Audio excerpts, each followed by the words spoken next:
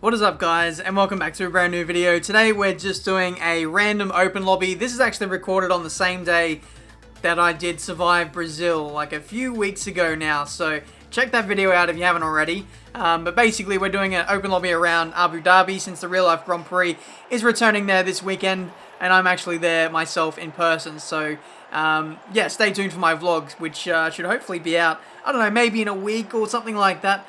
Should be a really cool experience, but here we are in Abu Dhabi, where in an open lobby, like I said, we're going to be starting from last place. There's all the assists are enabled, you can do whatever you want, but I believe damage is off, so if we get taken out by idiots, then we can still progress forward in this Grand Prix. 5 red lights, and away we go for this Abu Dhabi Grand Prix from pretty much last place on the grid.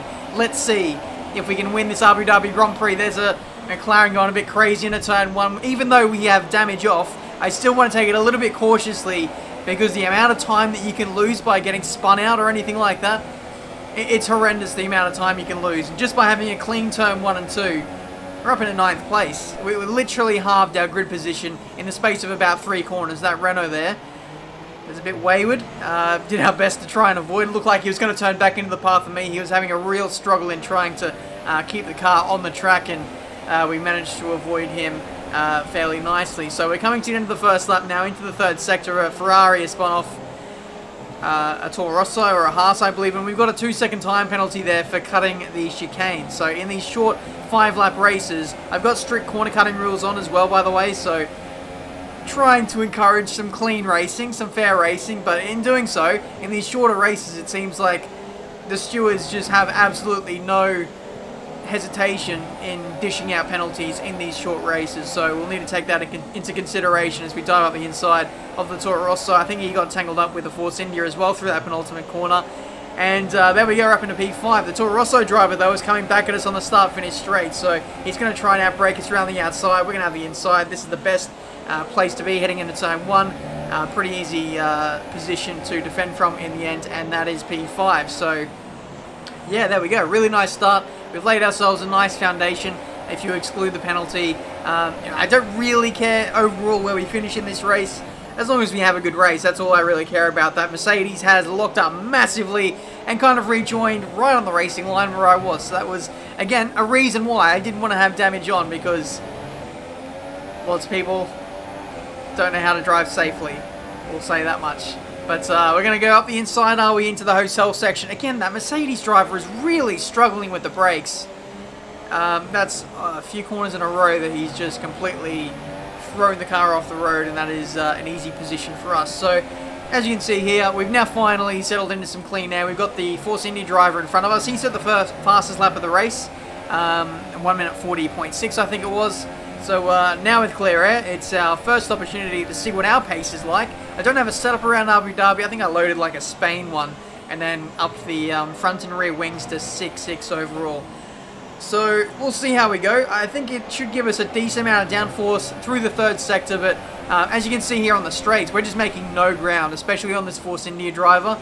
Equal cars, by the way, so it's all down to his setup, so he must be running with some low downforce, and it means I just have to bide my time through the middle sector. But when it comes to the corners, we really make this Sauber come alive. Fastest lap of the Grand Prix, 1 minute 39.2. Absolutely smashed the previous fastest lap by myself. I think I beat my previous best by 2 seconds, so that's what clear air can do for you in these short sprint races. This Force India driver, along with myself, I feel like we might be the favourites to win this race. This Force India driver is really solid, hasn't made any major mistakes so far. He goes up the inside of the Red Bull driver, squeezes him out in the middle part of the separation of the 2 back straights there, and he gets an absolutely shocking run. I don't blame him, to be fair, and makes it very easy pickings for us to get a spot on the podium. The Red Bull driver goes for a dive up the inside into the left-hander. There was a bit of contact made as well. I could feel the clattering of the front wing on my left rear tyre, but overall didn't displace us too much, didn't phase us. We were fine. We're used to close racing here on the Tiametmarduk channel, and we're up into P3, so yeah, looking pretty good at the moment. But next up is the Force India driver. He is kind of getting bottlenecks behind the Ferrari, who seems to be pretty consistent, but I think he might be a little bit slow, so it's going to be very important for us to dispatch the Force India driver right now up the inside into the final corner. That's second place in this Abu Dhabi Grand Prix, And things are really shaping up nicely. Pretty much started from last place on the grid, and now we find ourselves in with a chance of winning this Grand Prix if we can get in front of the Ferrari driver, though we do have the 2-second time penalty.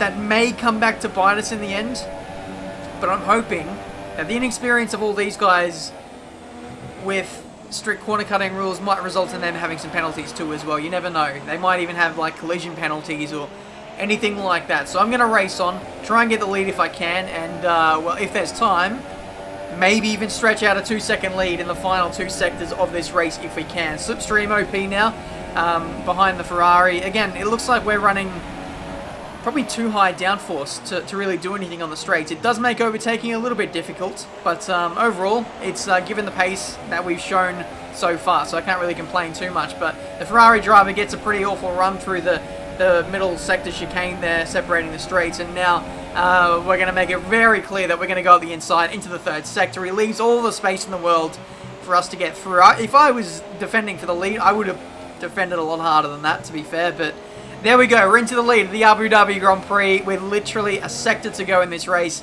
Unfortunately, we can't really gap him, though, by 2 seconds, so it looks like if there aren't going to be any penalties for the guy behind, then I think we will not win this Grand Prix as we go through the final corner. Because we are going to win the race on track. We actually run out of fuel as we go across the line, but as we wait for everyone else to cross the line as well, it looks like we do retain the win of this Abu Dhabi Grand Prix. So there you go, guys. A pretty insane race, going from pretty much last to first. In the end, it looked like a few other people did have some penalties, and that really did save the day for us in the end there. First place. Leave a like if you enjoyed. Subscribe to the channel if you're new to see plenty more F1 2017 videos. Hopefully you enjoyed as well, because whenever I do online lobbies lately, I do like Survive series, and you don't always get great racing.